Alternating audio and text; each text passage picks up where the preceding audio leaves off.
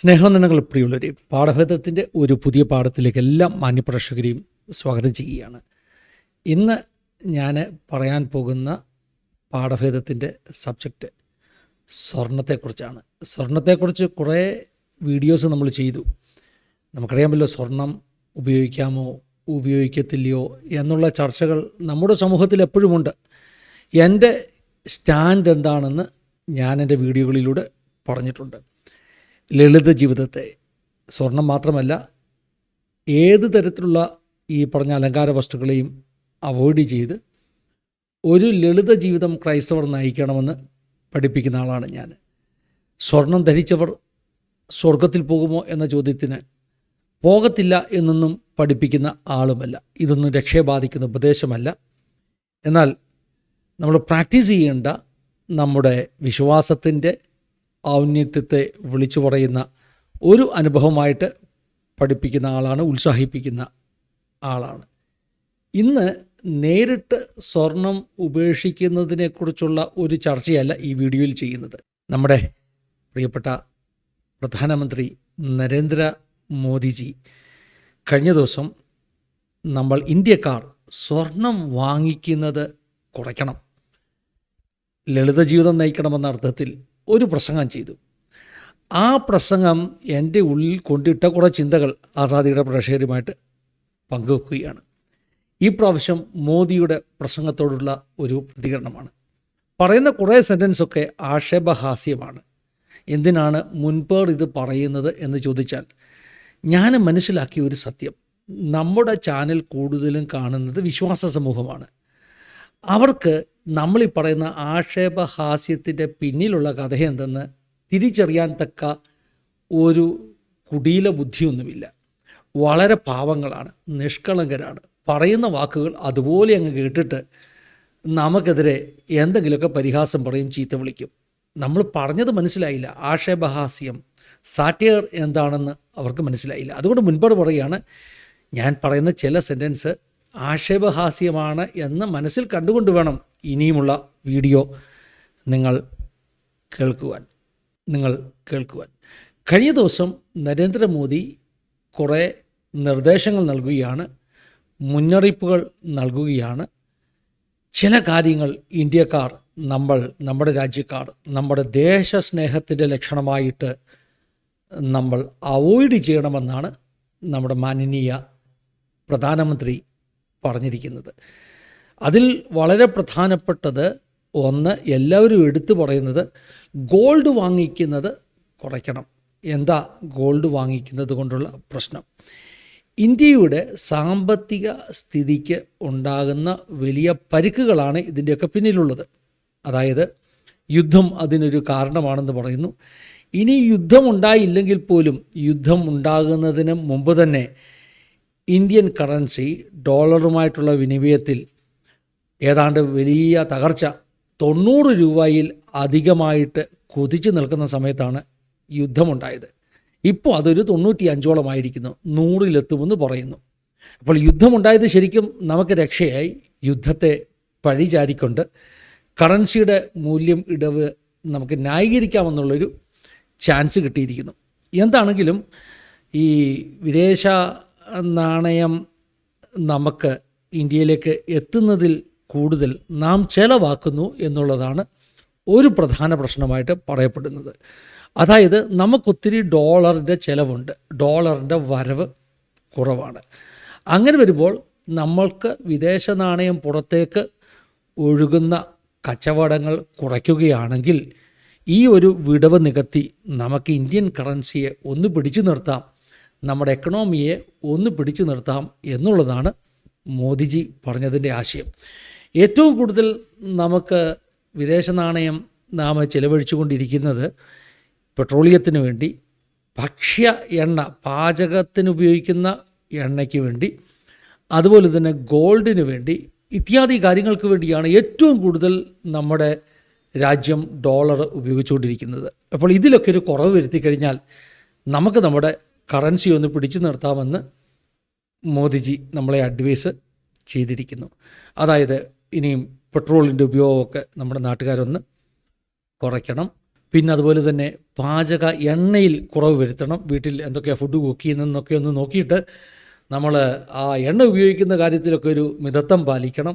അപ്പോൾ കുറച്ച് എണ്ണ ഇറക്കുമതി നമുക്ക് കുറയ്ക്കാം. പിന്നെ പറയുന്നത് ഗോൾഡിൻ്റെ കാര്യമാണ്.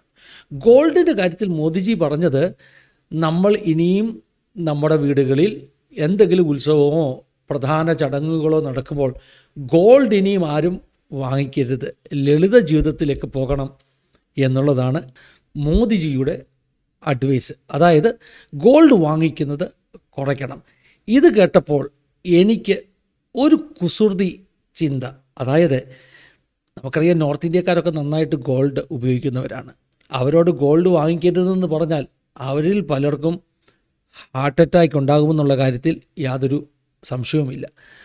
ഇനിയും നോർത്ത് ഇന്ത്യക്കാർ തന്നെയല്ല, നമ്മൾ ഈ സ്വർണ്ണമൊക്കെ ഉപയോഗിക്കേണ്ട, ലളിത ജീവിതം നയിക്കണം എന്നൊക്കെ പറയുമ്പോൾ അതിനുവേണ്ടി ഘോരം ഉപയോഗിക്കുന്നതിനെന്താ കുഴപ്പമെന്ന് ചോദിച്ചുകൊണ്ട് വാദിക്കുന്ന ആളുകൾ ഒരു ഭ്രമം അല്ലേ, ഇതൊക്കെ ഉപയോഗിക്കേണ്ട ഒരു ഭ്രമമുള്ളവരാണ് സൗത്ത് ഇന്ത്യയിലും നമ്മുടെ ചുറ്റുമുള്ളതെന്നുള്ളതാണ് സത്യം. മോദിജി പറയുകയാണ് ഇതൊക്കെ കുറയ്ക്കണം കേട്ടോ, രാജ്യത്തെ രക്ഷിക്കണം, ശരിക്കുമുള്ള ദേശസ്നേഹം കാണിച്ചു കൊടുക്കണമെന്നുള്ളതാണ് മോദിജി പറയുന്നത്. സ്വർണം വാങ്ങിക്കാത്തതിലൂടെ ദേശസ്നേഹം കാണിച്ചു കൊടുക്കണം. എൻ്റെ കുസൃതി ചിന്ത എന്താണെന്നറിയാമോ? മോദിജി ഇതൊക്കെ പറയുന്നതിന് ഒത്തിരി മുമ്പ് തന്നെ നമ്മൾ പെന്തക്കോസ്തുകാരിൽ നല്ലൊരു കൂട്ടവും ഈ സ്വർണമൊന്നും വാങ്ങിക്കാതിരുന്നത് കൊണ്ട് ഇന്ത്യൻ എക്കണോമിയെ സപ്പോർട്ട് ചെയ്തുകൊണ്ടിരിക്കുകയായിരുന്നു എന്നുള്ള ഒരു പുതിയ അറിവ് എനിക്കുണ്ടായിരിക്കുകയാണ്. കാരണം ഈ പെന്തക്കോസ്തുകാരും കൂടെ സ്വർണം വാങ്ങിച്ചു കൂട്ടിയിരുന്നുവെങ്കിൽ, അല്ലായെങ്കിൽ ഓർണമെൻറ്റ്സ് ഇടാൻ വേണ്ടി കല്യാണങ്ങളൊക്കെ നടക്കുമ്പോൾ 100 പവൻ കൊടുക്കണം എന്നൊക്കെയുള്ളൊരു പ്രശ്നം ഉണ്ടായിരുന്നെങ്കിൽ, ശരിക്കും പറഞ്ഞാൽ നമ്മൾ വാങ്ങിക്കുന്ന സ്വർണം ഇന്ത്യയുടെ ആ വിദേശ നാണയ മൂല്യത്തെ ബാധിക്കുമായിരുന്നു എന്നുള്ളതിന് ഒരു പുതിയ അറിവ് എനിക്ക് കിട്ടിയിരിക്കുകയാണ്. ഒരു കുസൃതി ചിന്ത. നമ്മൾ ശരിക്കും രാജ്യത്തിൻ്റെ എക്കണോമിയെ ബലപ്പെടുത്തുകയായിരുന്നു എന്നുള്ളത് ഇപ്പോഴാണ് മനസ്സിലായത്. പക്ഷേ ഇപ്പോൾ കാലം മാറിയിരിക്കുന്നു കേട്ടോ. പെന്തക്കോസ്തുകാരിൽ തന്നെ സ്വർണം ഉപയോഗിക്കാമെന്ന ചിന്ത വന്നപ്പോൾ ശരിക്കും പറഞ്ഞാൽ പെന്തക്കോസ്തുകാർ സ്വർണം ഉപയോഗിക്കുന്നവർ കൂടിക്കൊണ്ടിരിക്കുമ്പോൾ മറന്നു പോകരുത്, ഇന്ത്യൻ എക്കണോമിയെ തകർക്കുന്ന ഒരു പ്രവൃത്തിയാണ് ആ ആളുകൾ ചെയ്യുന്നത്. മോദിജി ഘോരം പ്രസംഗിക്കുകയാണ്, ഇതൊക്കെ നമ്മൾ ഉപയോഗിക്കുന്നത് നിർത്തൽ ചെയ്യണം. ദേശസ്നേഹം കേട്ടോ, രാജ്യസ്നേഹം, പേട്രിയോട്ടിക് ആകണം, അതിനുവേണ്ടി ഇതൊക്കെ ഉപേക്ഷിക്കണം. ഇനിയും പെന്തക്കോസ്ത് പാസ്റ്റർമാർ പ്രസംഗിച്ചിട്ടും ആഭരണം ഉപേക്ഷിക്കാൻ തയ്യാറാകാത്ത ആരെങ്കിലും മോദിജിക്ക് വേണ്ടി ദേശസ്നേഹം കാണിക്കാൻ സ്വർണം ഉപേക്ഷിക്കുമോ എന്ന ഒരു കുഞ്ഞു ചിന്ത. അങ്ങനെ ഉപേക്ഷിച്ചവരൊക്കെ ഉണ്ട് കേട്ടോ. രാജ്യത്തിന് വേണ്ടി, ദേശസ്നേഹത്തിന് വേണ്ടി സ്വർണം ഉപേക്ഷിച്ച ആളുകളുണ്ട്. ആരാണെന്ന് ചോദിച്ചാൽ, പണ്ട് മഹാത്മാഗാന്ധിയുടെ കാലത്ത് 1934 മറ്റോ ആണ് ഒരു മലയാളി പെൺകുട്ടി, 16 വയസ്സുള്ള ഒരു മലയാളി പെൺകുട്ടി അവളുടെ സ്വർണം മുഴുവൻ ഊരി മഹാത്മാഗാന്ധി അദ്ദേഹം ഹരിജനങ്ങളുടെ ഉദ്ധാരണത്തിന് വേണ്ടി ചെയ്യുന്ന ഒരു ഫണ്ട് സമാഹരണം, അതിലേക്ക് ആ ആഭരണങ്ങൾ അവൾ നിക്ഷേപിച്ചു. അവളുടെ പേര് കൗമുദി എന്നാണ്. കൗമുദി നമ്മുടെ കേരളത്തിൽ വടക്ക് കണ്ണൂർക്കാരിയാണ്. വടകര ജനിച്ചു വളർന്ന ആളാണ്. ഒരു രാജകീയ കുടുംബത്തിലെ അംഗമായിരുന്നു എന്നാണ് ഞാൻ കേട്ടിട്ടുള്ളത്. AK രാമവർമ്മ രാജയുടെയും ദേവിക കെട്ടിലമ്മയുടെയും മകളായി ജനിച്ച കൗമുദി ടീച്ചർ എന്നാണ് പിന്നീട് അറിയപ്പെട്ടത്. ഗാന്ധിയുടെ പ്രസംഗങ്ങൾ കേട്ട് ആകൃഷ്ടയായി ഗാന്ധി പറയുകയാണ്, നിങ്ങൾക്ക് ഹരിജനങ്ങളെ ഉദ്ധരിക്കുന്ന ഫണ്ടിലേക്ക് സംഭാവനകൾ നൽകാം, കയ്യിൽ പണമില്ലെങ്കിൽ നിങ്ങളുടെ ആഭരണങ്ങൾ ഊരിയിടാം. കൗമുദി ആദ്യം അവളുടെ വളകൾ ഊരിയിട്ടു. പിന്നെയും ഗാന്ധിയുടെ പ്രസംഗങ്ങൾ കേട്ടപ്പോൾ അവൾ അവളുടെ കഴുത്തിൽ കിടന്ന മാലയും ഊരി ഗാന്ധിയുടെ മുമ്പിൽ വെച്ചു. ഗാന്ധിക്ക് ഈ കൊച്ചു പെൺകുട്ടിയുടെ ഈ ആക്ഷൻ കണ്ടപ്പോൾ ഇതിനിയും പ്രശ്നമാകുമോ, വീട്ടുകാരെന്ത് പറയും എന്നൊക്കെയുള്ള ചിന്തകളുണ്ടായി. പക്ഷേ ആ സ്റ്റേജിലുണ്ടായിരുന്ന കൗമുദിയുടെ പിതാവ് തന്നെ ആ മകളുടെ ആക്ഷനെ അനുമോദിക്കുകയും അവളെ ഉത്സാഹിപ്പിക്കുകയും ചെയ്തു. ആ ഗാന്ധിജിയോട് ആ സ്വർണം എടുത്തുകൊള്ളുവാൻ അദ്ദേഹം തന്നെ ആവശ്യപ്പെട്ടു. ഗാന്ധിജി പിന്നെയും ആ പെൺകുട്ടിയോട് ചോദ്യങ്ങൾ ചോദിച്ചു. എന്താ ചോദ്യം എന്നറിയാമോ? നീ ഇപ്പോൾ ആഭരണമെല്ലാം ഊരി, നീ ഇനിയും ആഭരണം ഇടരുത്. ഇതൊരു കൊലച്ചതിയായിപ്പോയില്ലേ? രാജകുടുംബത്തിൽ ജനിച്ച കൗമുദി എന്ന് പറയുന്ന പെൺകുട്ടികൾക്ക് ഇനി ആഭരണം കിട്ടാനൊന്നും ബുദ്ധിമുട്ടില്ല. പക്ഷേ ഗാന്ധിജിയുടെ ഒരു നിർദ്ദേശം, നീ ചെയ്ത ഈ ത്യാഗം ലോകം മുഴുവൻ അറിയണം. അതുകൊണ്ട് നീ ഇനിയും വേറെ ആഭരണം വാങ്ങിച്ചിടാതെ ഒരു മാതൃകയായി, ഒരു ഉദാഹരണമായി ജീവിക്കണം. അവളതിന് എഗ്രി ചെയ്തു. അവളതിന് എഗ്രി ചെയ്യുക മാത്രമല്ല, ഗാന്ധിജിയുടെ അടുത്ത ചോദ്യം, നിൻ്റെ വിവാഹം വരുമ്പോൾ ഇത് പ്രശ്നമാകുകയില്ലേ? നിൻ്റെ വിവാഹത്തിന് ആഭരണങ്ങളിടാത്ത നിന്നെ ആരെങ്കിലും വിവാഹം കഴിക്കുവാൻ തയ്യാറാകുമോ? ഇവളുടെ മറുപടി എന്തായിരുന്നെന്നറിയാമോ? അവൾ പറയുന്നത്, I will wait till someone comes to marry me and not my gold. ഞാൻ കാത്തിരിക്കും.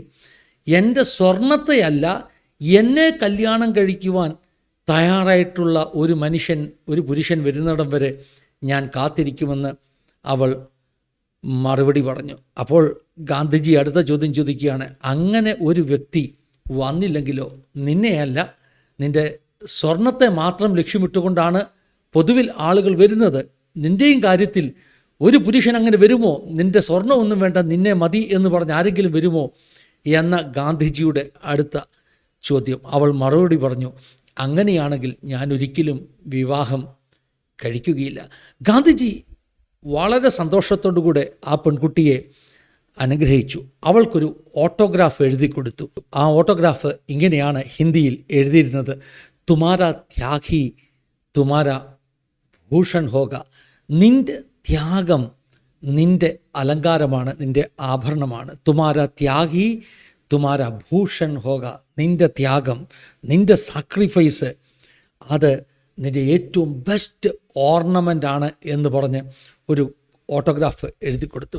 ഗാന്ധിജി ഈ കഥ അതേ മാസത്തിലുള്ള ഹരിജൻ പത്രത്തിൻ്റെ മാസികയുടെ അകത്ത് ഗാന്ധി ഈ കൗമുദിയുടെ ത്യാഗം എന്ന് പറഞ്ഞ് ഒരു ആർട്ടിക്കിളായിട്ട് എഴുതി. നമ്മുടെ ഇടയിൽ മലയാളത്തിൽ, കേരളത്തിൽ ജീവിച്ച ഒരു കൗമുദി. ഗാന്ധിജി എഴുതുകയാണ്, അവൾ തൻ്റെ ഐഡിയോളജിക്ക് വേണ്ടി അവൾ ചെയ്ത വലിയ സാക്രിഫൈസ്, ഒരാശയത്തിന് വേണ്ടി ഒരു പെൺകുട്ടി എടുത്ത വലിയ സാക്രിഫൈസ്. ഈ കൗമുദിയുടെ പേര് പിന്നീട് പല പ്രസംഗങ്ങളിലും ഗാന്ധിജി ഉദ്ധരിക്കാറുണ്ടായിരുന്നു. പ്രത്യേകിച്ചും ഹരിജനങ്ങളെ ഉദ്ധരിക്കാനുള്ള ഫണ്ട് ശേഖരണത്തിൻ്റെ സമയത്തൊക്കെ കൗമുദിയുടെ ത്യാഗത്തെക്കുറിച്ച് ഗാന്ധിജി പലപ്പോഴും പറയാറുണ്ടായിരുന്നു. അപ്പോൾ ദേശസ്നേഹം കൊണ്ട്, ഐഡിയോളജി കൊണ്ട് സ്വർണം ഉപേക്ഷിച്ചവർ ഗാന്ധിയുടെ കാലത്ത് തന്നെ ഉണ്ട്. അതുകൊണ്ടായിരിക്കാം ഒരുപക്ഷെ മോദിജി ഇപ്പോൾ പറയുന്നത്, ദേശത്തിന് വേണ്ടി ആഭരണം ഉപയോഗിക്കാതിരിക്കുക അല്ലെങ്കിൽ വാങ്ങാതിരിക്കുക.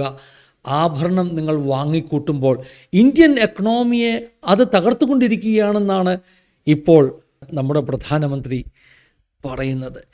അപ്പോൾ ഒരു ആശയത്തിനു വേണ്ടി, ദേശസ്നേഹത്തിനു വേണ്ടി ആഡംബരങ്ങൾ ഉപേക്ഷിക്കുവാൻ കഴിയുമെന്ന് മഹാത്മാഗാന്ധിയും പ്രധാനമന്ത്രിയും ഒക്കെ പഠിപ്പിച്ച ഒരു രാജ്യത്ത് നമ്മളൊക്കെ ക്രിസ്തുവിന് വേണ്ടി അല്പം ത്യാഗം സഹിച്ചുകൂടെ എന്ന് ചോദിക്കുമ്പോൾ ആളുകൾക്ക് എന്തുകൊണ്ടാണ് അത് ഉൾക്കൊള്ളാൻ വയ്യാത്തതെന്ന് എനിക്ക് മനസ്സിലാകുന്നില്ല. ഈ പറഞ്ഞ ഐഡിയോളജിക്കലായിട്ടുള്ള ഒരു ആസ്തിത്വ ബോധമില്ലാത്തതാണോ, അതോ ദേശസ്നേഹമെന്ന് പറയുന്നത് പോലെ ദൈവരാജ്യത്തോട് ഒരു സ്നേഹമില്ലാത്തതാണോ എന്നൊക്കെ ഞാനങ്ങ് ചോദിച്ചു പോവുകയാണ്. എനിക്ക് അതിൽ സങ്കടമൊന്നുമില്ല. ഇപ്പോൾ അങ്ങനെ ചിന്തിക്കുന്നവർ, ഇതൊക്കെ എന്തിനാണ് ഉപേക്ഷിക്കുന്നത് എന്ന് ചിന്തിക്കുന്നവർ, നാളെ ഒരു കാലത്ത് അവരുടെ ആശയങ്ങൾക്ക് മാറ്റമുണ്ടാകാം. അതിന് യാതൊരു സംശയവുമില്ല. അതിന് ഏറ്റവും നല്ല തെളിവാണ് നമ്മുടെ നരേന്ദ്ര മോദിജി തന്നെ. കാരണം നരേന്ദ്രമോദിജി ഇപ്പോൾ സ്വർണം വാങ്ങിക്കുന്നത് കുറയ്ക്കണം എന്ന് പരസ്യമായിട്ട് നമ്മുടെ രാജ്യത്തോട് ആവശ്യപ്പെട്ടെങ്കിൽ, കുറേ വർഷങ്ങൾക്ക് മുമ്പ് നരേന്ദ്രമോദിജിയുടെ അഭിപ്രായം അതല്ലായിരുന്നു കേട്ടോ. ഇപ്പോൾ പണ്ട് നരേന്ദ്രമോദിജി ഗുജറാത്ത് മുഖ്യമന്ത്രിയായിരുന്നപ്പോൾ ചെയ്ത ഒരു പ്രസംഗം അങ്ങ് വൈറലായിരിക്കുകയാണ്. ആ പ്രസംഗത്തിൻ്റെ പശ്ചാത്തലം എന്താണെന്നറിയാമോ? അന്നത്തെ ഇന്ത്യയുടെ ധനകാര്യ വകുപ്പ് ധനമന്ത്രിയാകുന്ന ചിദംബരം, നമ്മുടെ തമിഴ്നാട്ടിൽ നിന്നുള്ള ചിദംബരം ഒരു പ്രസ്താവന നടത്തി ഒരു പത്രസമ്മേളനത്തിൽ. പ്രസ്താവന ഇതാണ്: ഇന്ത്യക്കാർ ഗോൾഡ് മേടിക്കുന്നത് ഒരു വർഷത്തേക്ക് കുറവ് വരുത്തിയാൽ ഇന്ത്യൻ എക്കണോമി രക്ഷപ്പെടും. അതായത് ഇന്ത്യയിൽ നിന്നുള്ള ഈ ഡോളറിൻ്റെ, വിദേശ നാണ്യത്തിൻ്റെ ആ ചോർച്ച നിൽക്കും എന്ന് ചിദംബരം സാറ് ഒരു പ്രസ്താവന നടത്തി. ഇത് പണ്ട് ചിദംബരവും മൻമോഹനുമൊക്കെ ഭരിക്കുന്ന കാലത്ത് കേട്ടോ. അന്ന് മോദിജി ഗുജറാത്ത് മുഖ്യമന്ത്രിയാണ്. അന്ന് അദ്ദേഹം ഒരു തെരഞ്ഞെടുപ്പ് റാലിയിൽ ഈ പറഞ്ഞ ചിദംബരത്തെയും മൻമോഹനെയും ഒക്കെ പരിഹസിച്ചുകൊണ്ട് ഇങ്ങനെ പറഞ്ഞു: എനിക്ക് ഈ ചിദംബരത്തെ പോലെ വലിയ വിദ്യാഭ്യാസമൊന്നുമില്ല, ഞാനൊരു ചായ വിറ്റ് വളർന്നു വന്ന ആളാണ്, അതുകൊണ്ട് ഈ എക്കണോമി ഒന്നും എനിക്കറിയത്തില്ല. പക്ഷേ സ്വർണം നമ്മൾ വാങ്ങിക്കാതിരുന്നാൽ എങ്ങനെയാടാ ഇന്ത്യൻ എക്കണോമി രക്ഷപ്പെടുന്നത്? അതുകൊണ്ട് എനിക്കത്രയും ഒന്നും അറിവില്ല കേട്ടോ. പക്ഷേ ഗവൺമെൻറ് അവരുടെ തകർച്ചയെ മറയ്ക്കാൻ വേണ്ടി ഇങ്ങനെയുള്ള ഗിമിക്കുകൾ അല്ലെങ്കിൽ ഇങ്ങനെയുള്ള പ്രസ്താവനകൾ നടത്താതെ യഥാർത്ഥത്തിൽ ഇന്ത്യയുടെ എക്കണോമി തകർന്നിരിക്കുകയാണെന്ന് തുറന്ന് സമ്മതിക്കുന്നത് നല്ലതെന്നൊക്കെ പറഞ്ഞുകൊണ്ട് ഈ പറഞ്ഞ നരേന്ദ്രമോദിജി ഒരു 10-15 വർഷം മുമ്പ് ഒരു പ്രസംഗം ചിദംബരത്തോട് പ്രസംഗിച്ചു. അതേ മോദി തന്നെ 15 വർഷത്തിനകം ഇപ്പോൾ തിരുത്തി പറയുകയാണ്: സ്വർണം വാങ്ങിക്കുന്നത് നിർത്തണം കേട്ടോ, നമ്മുടെ എക്കണോമി രക്ഷപ്പെടണം. അന്ന് ചിദംബരത്തോട് പറഞ്ഞത് മോദിജി മാറ്റിയിരിക്കുന്നു. അതായത് സ്വർണം ഇട്ടോ വാങ്ങിക്കോ എന്ന് പറയുന്ന മോദിജി ഇപ്പോൾ സ്വർണം വാങ്ങിക്കണ്ട എന്ന് പറയുന്ന ആളായി മാറിയിരിക്കുന്നു. ഞാനും അതാ വിശ്വസിക്കുന്നത്. കുറേ കാലങ്ങൾ കഴിയുമ്പോൾ, കാര്യങ്ങൾ മനസ്സിലാകുമ്പോൾ, ഇട്ടോ എന്ന് പറയുന്ന പല ഈ ഗോൾഡ് ഉപയോഗിക്കുന്നവരും ഒന്നുകൂടെ ഒന്ന് തുറന്നു കഴിയുമ്പോൾ അത് വേണ്ട എന്ന് മോദി മാറ്റി പറഞ്ഞതുപോലെ മാറ്റിപ്പറയും. മോദി അങ്ങനെ മാറ്റി പറഞ്ഞോ?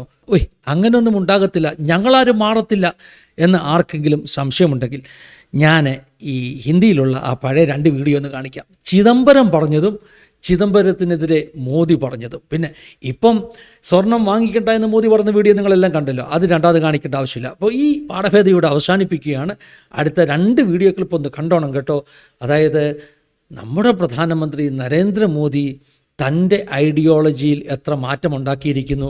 അത്രയും വലിയ ഒരാളിന് മാറ്റം വരാൻ സാധ്യതയുണ്ടെങ്കിൽ നമ്മുടെ ആശയങ്ങൾക്കും മാറ്റം വരാൻ സാധ്യതയുണ്ട്. കൂടുതൽ അറിവുകൾ, കൂടുതൽ പ്രകാശനങ്ങൾ നമ്മുടെ ആശയങ്ങൾക്കും ചിന്താഗതികൾക്കും മാറ്റമുണ്ടാക്കും എന്നുള്ളതിന് ഉദാഹരണമാണ്. മാറ്റമാണ് ജീവിതം എന്നൊരു സന്ദേശം നൽകിക്കൊണ്ട് ഈ പാഠഭേദയോട് അവസാനിപ്പിക്കുന്നു. ദൈവം എല്ലാവരെയും സഹായിക്കട്ടെ, അനുഗ്രഹിക്കട്ടെ. God bless you all. Have a wonderful time. Suppose we stop gold imports, not stop in the government stopping it. Suppose the people of India don't demand gold and we don't have to import gold for 1 year. Just imagine, for 1 year. The whole situation will so dramatically change. अब ये दिल्ली की सरकार, माताएं बहनें, आपका मंगल सूत्र छीनने के लिए तैयार बैठी है. ये गरीबी के लिए, महंगाई के लिए ये दिल्ली के नेता कैसी भाषा बोलते हैं. हमारे देश के वित्त मंत्री ने ये कहा कि आर्थिक संकट इसलिए पैदा हुआ है कि लोग सोना खरीदते हैं. बताइए, आपके गले उतरता है भाई? आज देखिए, अभी हमारे देश के वित्त मंत्री ने एक बयान दे दिया. उन्होंने कहा कि रुपये की कीमत के संबंध में मोदी जी सही बात नहीं बता रहे हैं. श्रीमान चिदंबरम जी, हम तो आपके जितने विद्वान नहीं हैं. हम तो चाय बेचते बेचते यहां आए हैं.